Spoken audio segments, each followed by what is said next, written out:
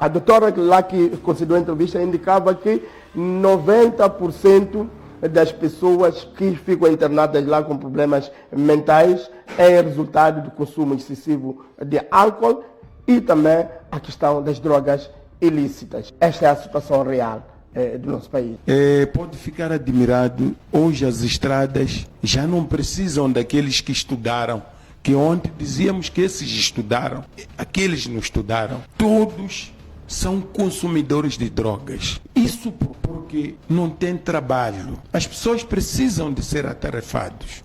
Primeiro, para terem responsabilidades, e hoje todo mundo está à procura de pão e não consegue ter pão. Quando ganha uns semeticais, a maneira, alguém oferece, come pão ou até deixa de comer. Muitos que tomam essas drogas comem muito pouco, ficam muitos dias sem se alimentar, mas isso por falta de trabalho, por falta de uma tarefa. E esse trabalho, quem devia preparar o tal trabalho é o próprio Estado. Então, está a elencar a questão... Essa é a nossa realidade. Está a elencar a questão do desemprego, aliado também à questão da pobreza, falta de oportunidades, sim, como uma das causas para que os jovens... Porque, Mbembele, é triste. Eu, quando saio da minha casa, agora, ou às 7, 8, 9, as pessoas antigamente até jogavam em chuva. Hoje já não é em chuva. Estão sentados em grupos. O que está-se a planear, ninguém sabe. Mas aqueles grupos, todo mundo, quando apanha um espaço, vai para aquele espaço ir ficar. Há muitos montes de pessoas que não trabalham, mas bebem. Uma das coisas que acontece, bebem cerveja, bebem uísque, bebem todos os tipos de bebidas, em todas as ruas da cidade de Maputo. Isso não acontece só na cidade de Maputo, porque não tem emprego. Quem diz que não, você pode ir fazer trabalho. Ir fazer trabalho aonde? O único trabalho que tem é MCL, vender crédito de MCL. Obrigado, Enoque Jala. Penso que o essencial ficou para esta primeira questão. Monano, como é que faz, qual é o olhar que lança sobre este problema, que não é novo, entretanto, nos últimos anos foi se agravando, ou porque parece que até a questão do consumo do álcool, principalmente, e das drogas, passou a ser uma coisa liberal, uma coisa que não tem idade, até crianças e adolescentes até podem partilhar este consumo até com pessoas adultas e idôneas. O que está a acontecer? Esta é a primeira questão. E segundo, quais seriam as causas que levam a este cenário? Bom, Bebel, há aqui um assunto que é muito sério.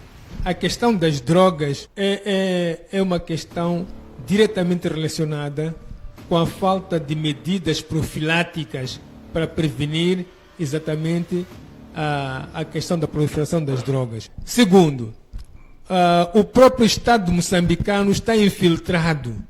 Quando se fala de barões da droga, são geralmente membros do governo ou protegidos por estes.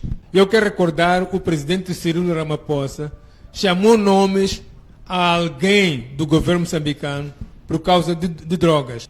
Depois, que ali no Índico Hotel, não é?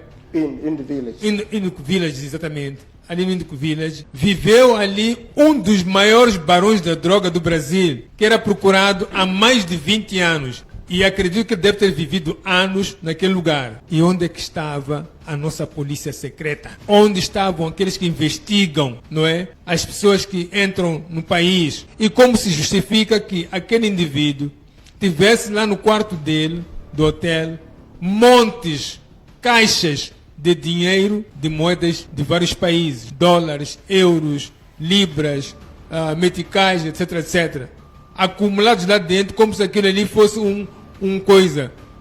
uma casa forte de um banco, cheio de dinheiro. E onde é que fica localizado exatamente esse edifício?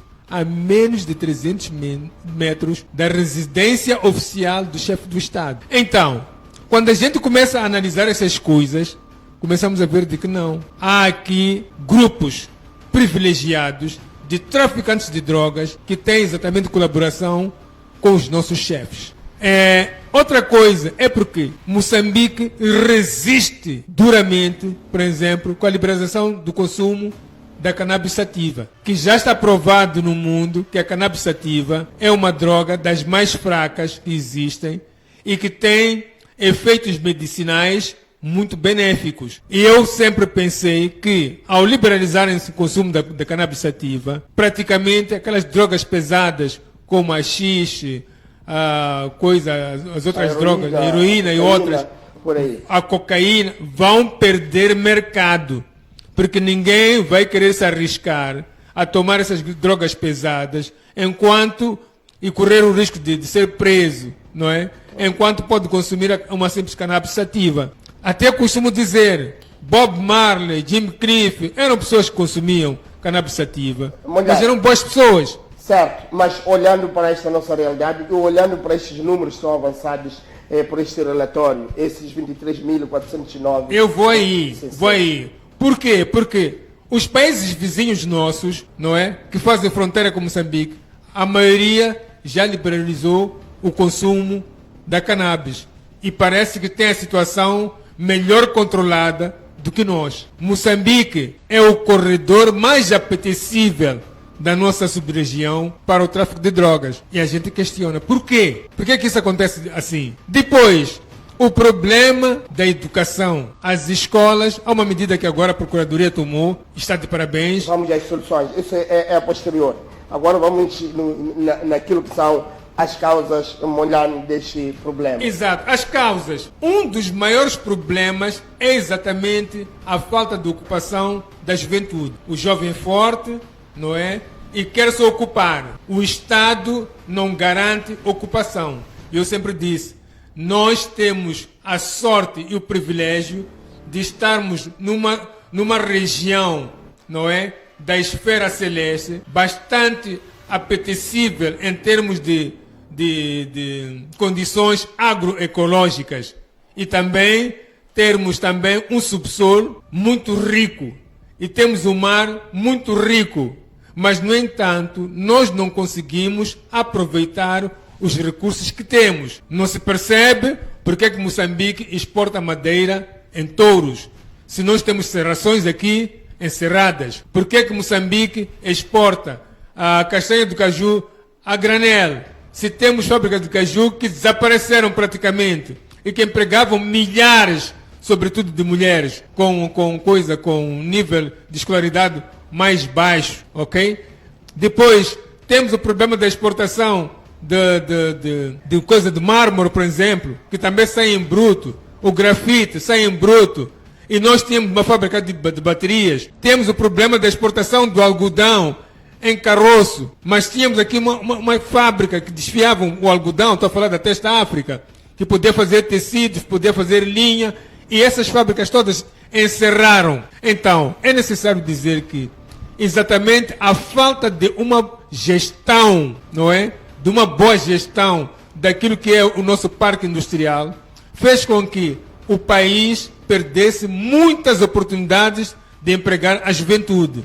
E isso levou que grande parte dos jovens também fossem puxados para o mundo das drogas, tanto do álcool, assim como das drogas ilícitas. Então, é preciso que o Estado moçambicano ponha a mão à consciência, os nossos governantes devem refletir. Eu costumo dizer, uma sardinha para chegar a Moçambique passa por muita mão de obra,